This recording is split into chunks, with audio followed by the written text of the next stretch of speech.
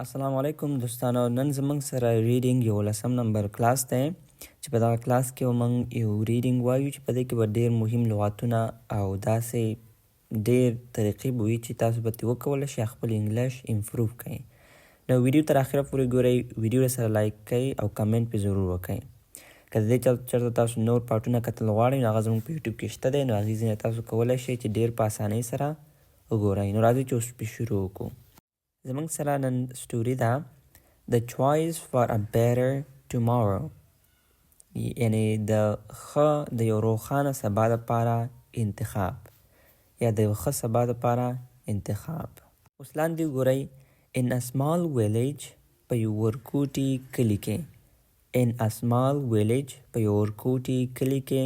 Surrounded by rolling hills، surrounded by rolling hills مطلب چې د دې نه شاوخوا چې راچاپېر شوي وو محاصره وو، یعنې غرونه. یعنې لنډه معنا داسې وکړئ چې د دې شاوخوا غرونه پراته وو. Leah lived with her parents، Leah د خپل د parents یعنې د مور پلار سره اوسېدله. Though they didn't have wealth، که څه هم دوی شتمن نه وو. Though they didn't have wealth، که څه هم وی دوی یعنې مالداري نه درلودله یعنې شتمن نه وو. They were happy، هغوی خوشحاله وو. However، خو many of the villagers live in poverty.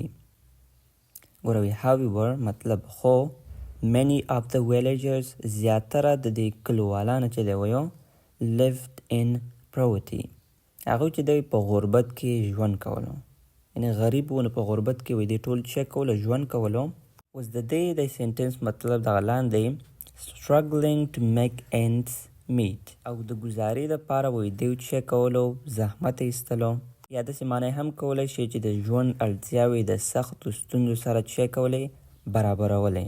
مطلب دا به ما ټکي ټکي معنا مه کوئ، ریډینګ کې دا اصول وي چې د دې به تاسو سنټنس معنا کوئ. سمه ده؟ The village had been once known for its beautiful natural flowers and fertile land. د دې اوس مطلب دا دی وګورئ. The village had once been known، و دا کله چې دی دا یعنې پیژندل شوی یعنې مشهور و for its beautiful، د دې د ښکلا natural طبیعي، د طبیعي د ښکلا دپاره یعنې په ښکلا کې دا مشهور و. flowers د ګلانو نه، and او fertile lands مطلب د دې ځمکې د زرغونېدلو نه چې کله پکې څه راخیږي راشنه کېږي، د دې دپاره وایي دا کله چې دی یو وخت شو مشهور و. but over time، خو د وخت په تیرېدلو سره، but over time مطلب د وخت په تیرېدلو سره the land had suffered، مطلب چې دی دا ځمکه چې دی وایي دا زیانمنه شوله.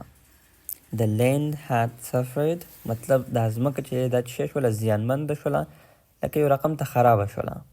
people had begun relying on artificial goods، اوس د دې وایي دا خلک چې دی وایي دوی په مصنوعي توکو پر کارولو باندې تکیه ولګوله، مطلب لکه دا کار پې شروع کړو یعنې مصنوعي دلته چې توکي په دې شیانو کې استعمال کړو. in the once thriving gardens، او هغه باغونه چې هغې به ژوند کوله مطلب شنه کېدل به زرغونېدل به. had withered away مطلب وچ شول. one day یوه ورځ Leah walked to the market، Leah چې دی مارکیټ ته لاړه.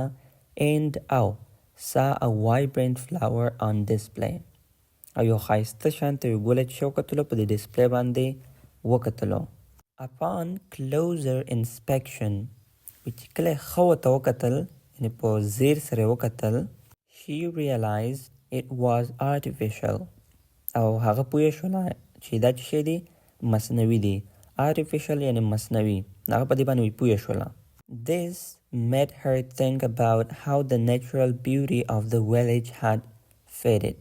this made her think about how the natural beauty مطلب وایي دې خبرې د هغه مجبوره کړله چې سوچ وکړي، یعنې فکر یې وکړلو چې دا د کلي طبیعي ښکلا څنګه کمزوري شوې ده. the flowers that once bloomed freely مطلب هغه ګلان چې په ازادۍ سره به څه کېدل یعنی راشنه کېدل به رازرغونېدل به. now seem to be a rare sight مطلب اوس چې دی وایي ډېر شي کې کم لیدل کېږي. اوس دلته وایي که نه وایي we need to protect what remains. we need to یعنې موږ باید یا موږ ضرورت لرو protect چې ساتنه وکړو what remains چې څه راپاتې دي. لیا thought لیا سوچ وکړلو.